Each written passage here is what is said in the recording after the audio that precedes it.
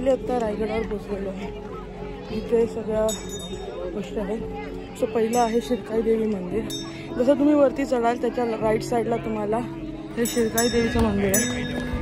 इथं तुळजा भवानी मातेचं मंदिर आहे. त्याचं नाव शिरकाई देवी आहे.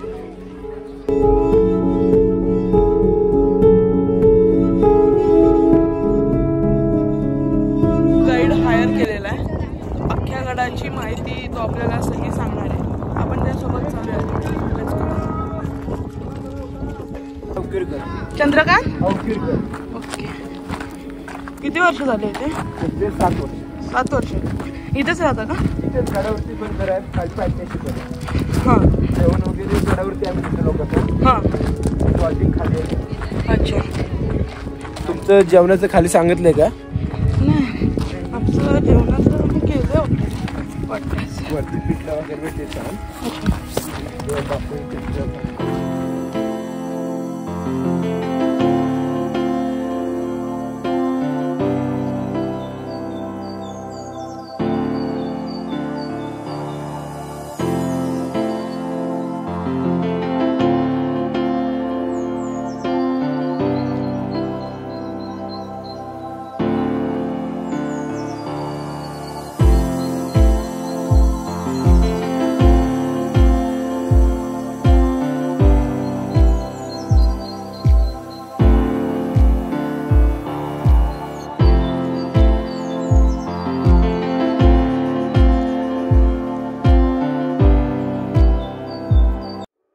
करतो.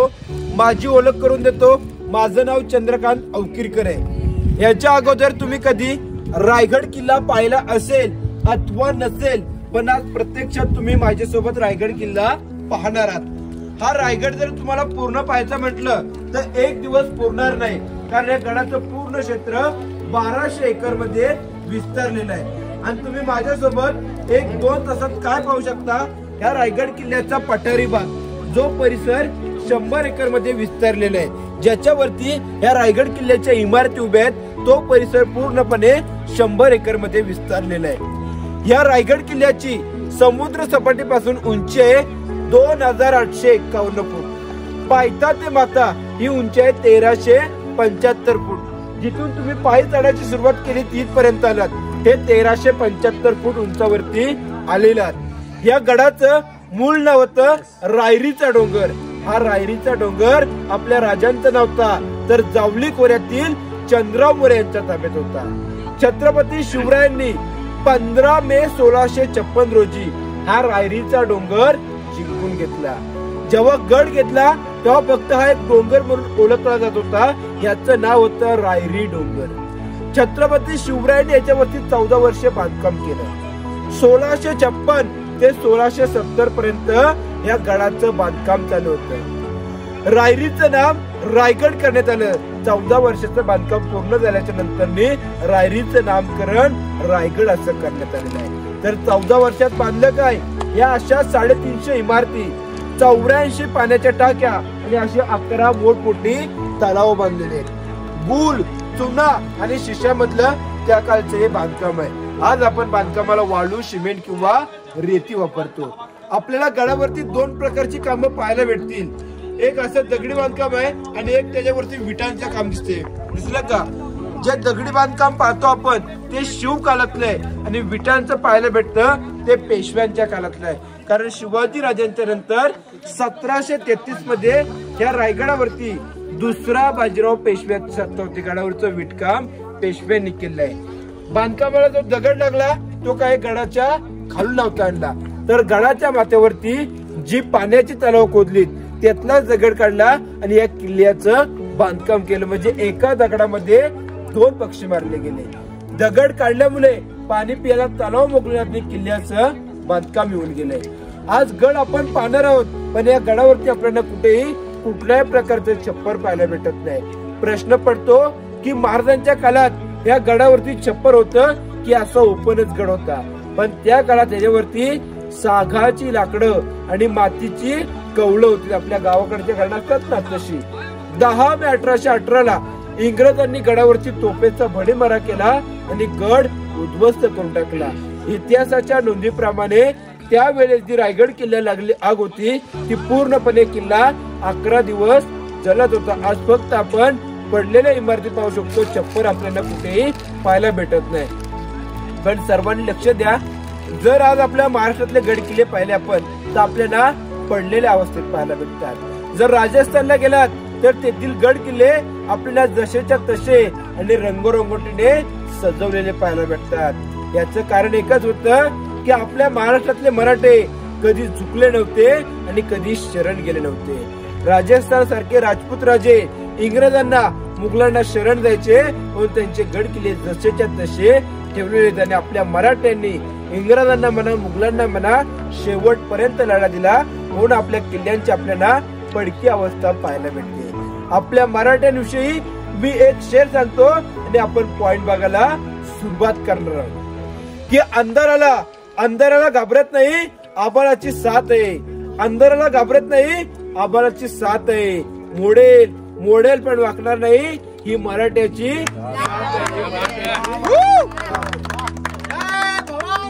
जय शिवाजी. हर हर महादेव. हर हर महादेव. बघा आता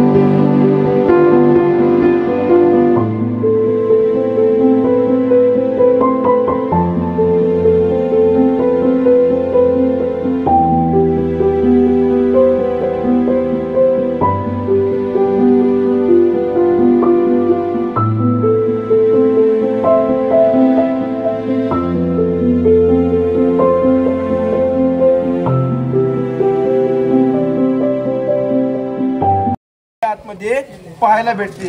पण प्रश्न पडतो की मंदिर असून आकार मस्जिद टाइप का ठेवलेला आहे. तर त्या टायमाला महाराजांनी ओळखलं होतं की जर कोणी मुघल सैन्य या गडावरती आले तर त्या मंदिराची तोडफोड होते. त्या मुघलांना वाटलं पाहिजे की आपल्यासाठीची जी मस्जिद आहे या उद्देशाने मंदिराचा आकार मस्जिद टाइप ठेवण्यात आले. उत्तर कन्नडातून जे कवी भूषण आले होते त्यांची आणि आपल्या राजांची पहिली भेट त्या मंदिरामध्ये झाली. समोर तुम्ही 2 नंबरच्या पायरीवरती इथल्या मोडी लिपीत एक मजकूर आहे, सेवेचे ठाई तत्पर हिरोजी इंदुरकर. या समोरच्या पायरी ज्यांनी गड बांधला त्यांच्या नावाची पाठी आपल्याला तिथे पाहायला मिळते. गड बांधायला 14 वर्ष लागली पण 14 वर्षामध्ये हिरोजींना एक अडचण आली की महाराजांनी जो बांधकामासाठी पैसा दिला होता तो पैसा त्या हिरोजीला अपुरा पडला, कमी पडला. मग हिरोजीने स्वतःच्या पत्नीचे दागिने वाडा घरदार विकलं आणि या गडाचं बांधकाम राजांना करून दिलं. राजाने हिरोजीने विचारलं, अहो हिरोजी त्या किल्ला बांधला, किल्ल्याला राजधानी लुटपाट दिली तर बक्षीस काय पाहिजे? माझा हिरोजी मागा आम्ही खुशीने देणार आहोत.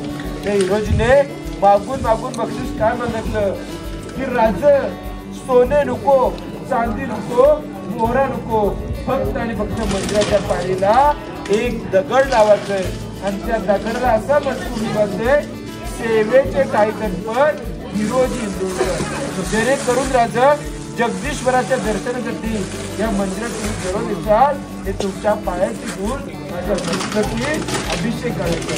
आपण मंदिरात प्रवेश केला की मंदिराची पाठी बाजू खरी मंदिरात उजवी या बाजूने मिळते आणि त्या पायरीवरती हिरोजीच्या नावाची पाठी आपल्याला पाहायला भेटते. समोर एक दगडावरती शिलालेख पाहायला भेटतो.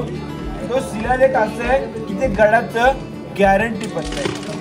गड बांधला हिरोजी 14 वर्ष लागली पण 14 वर्षाचं बांधकाम पूर्ण झाल्याच्या नंतर महाराजांनी हिरोजीने विचारलं, हिरोजी तुम्ही गड बांधलाय, राजधानीची उपाधी दिलीत, पण याची शाश्वती काय देऊ शकताल? आजचा आपला इंजिनियर गॅरंटी देतो का आपल्या घराची? पण त्या काळात हिरोजीने असं सांगितलं होतं की जोपर्यंत राजे आकाशामध्ये चंद्र सूर्य तारे तळपत राहतील तोपर्यंत मी बांधलेल्या या गडाला काही होणार नाही. आणि जोपर्यंत राजे तुमच्या आज्ञेशिवाय एकदा गडाचा महादरवाजा बंद झाला की गडाच्या खाली जाईल ती फक्त आणि फक्त पाण्याची धार आणि गडाच्या वरती महादरवाजा बंद झाल्याच्या नंतर येईल की फक्त आणि फक्त हवेची झुळीक अशी हिरोजीने गडाची गॅरंटी दिली. समोर आपल्या राजांची समाधी आपल्याला पाहिजे. निधन कुठं झाल्याची जागा मी तुम्हाला दाखवलंय. अग्निदान या ठिकाणी केलं.